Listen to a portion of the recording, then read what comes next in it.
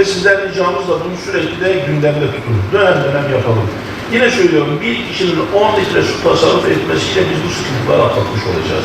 23 yılının Nisan, Mayıs, hadi en geç Haziran biraz da süre uzatma olsa bile müteahhit firmanın tasfiye talebinde bulunarak iş tasfiye edildi. Tabii biz şu anda hala girişimlerimiz devam ediyor. Bu süreci hızlandırarak yine işlemeye, yine anlatmaya, dilimizin döndüğünce anlatmaya biz devam edeceğiz. Temiz içme suyu arıtma tesisimiz 3 metreküp kapasiteye göre dizayn edilmiş. Günlük 285 bin metreküp su üretiyoruz. Gözeli kaynaklarımızdan da günde 22 bin metreküp su üreterek Diyarbakır halkının hizmetine sunuyoruz. Bu da demek oluyor ki biz günde 305 bin metreküp su üretiyoruz. 327 bin 236 abonemize, 1 milyon 27 bin hemşerimize kesintisiz temiz içme suyu temin ediyor ve edebiliyoruz.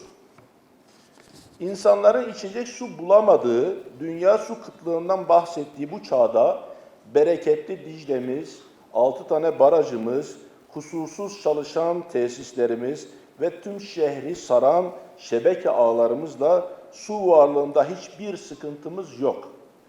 Su zengini, suyla bereketlenmiş bir memleketteyiz maşallah. Buna rağmen özellikle yaz aylarında havaların çok sıcak olduğu bu 1-2 aylık süreçte su kesintileriyle mücadele ediyoruz. Bunun sebebi çok basit. Verilerimiz net.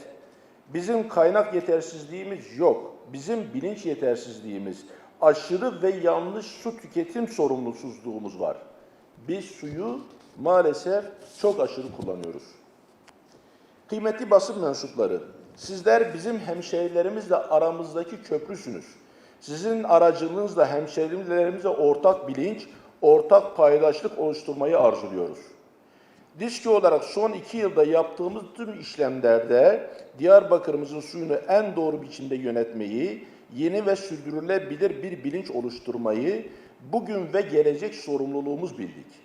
Son 2 yılda kayıp kaçak oranımızı merkezde %48.89'dan %35.53'e indirdik. Yani günlük 23 bin metreküp suyu kurtardık. Sevgili Diyarbakırlılar, sizleri de bu sorumluluğa davet ediyoruz. Çünkü ancak sizin paydaşlığınızda başarabiliriz.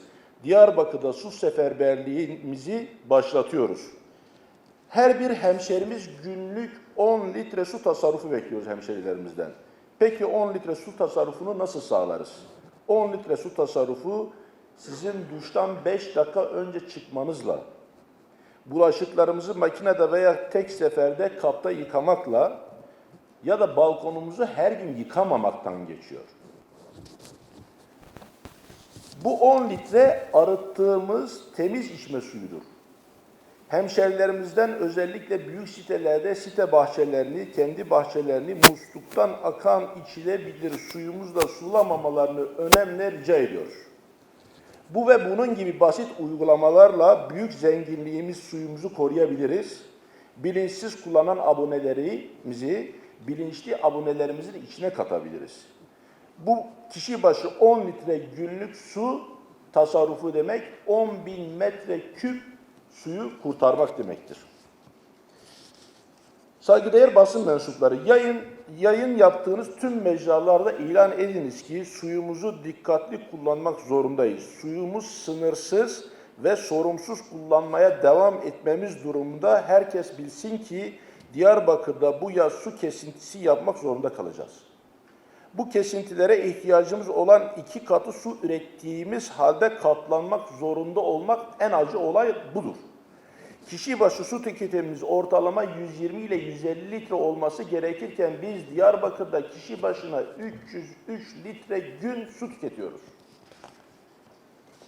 Yarın mümkünse manşetlerinizde bu konuyu alın. Lütfen herkes bu problemi görmeye ve bu duruma uygun davranmaya davet edelim. Bir kez daha üstüne basarak söylemekte fayda görüyorum. Eğer suyumuzu dikkatli kullanmazsak yaz aylarında su kesintileri yapmak kaçınılmaz olacak. Her hemşerimiz 10 litre su tasarruf ederse Diski 10.000 metreküp su tasarruf etmiş olacak ve su kesintisine gerek kalmayacak. Su kesintisi yapıyor olmak inanın en çok bizim gücümüze gidiyor. Hiçbir hemşerimizin su kesintisiyle karşı karşıya kalmasını istemiyoruz. Kaynaklarımız zaten yeterli. İhtiyacın ötesinde, ancak bunu sorumsuz ve sınırsız dağıtamayız. Biz ne kadar su zengini olursak olalım, suyumuzu kontrolsüz kullanmaya devam edersek o zenginlik bize yine yetmeyecektir. Sevgili Diyarbakırlar, tasarrufa, su kesintisini siz bitireceksiniz tasarrufunuzla. Allah rızası için suyumuza sahip çıkalım. 10 litrelik tasarrufu uygulayalım. Biz de suyu kesmek zorunda kalmayalım. Unutmayalım ki su hazinemiz, Diski'nin kaynakları, yatırımlarımız Diyarbakır'da yaşayan 1.800.000 insanın ortak kaynağıdır. Arıtma tesislerimiz, köylere açtığımız kuyularımız, mevcut 6 barajımız insanımızın ortak varlıkları.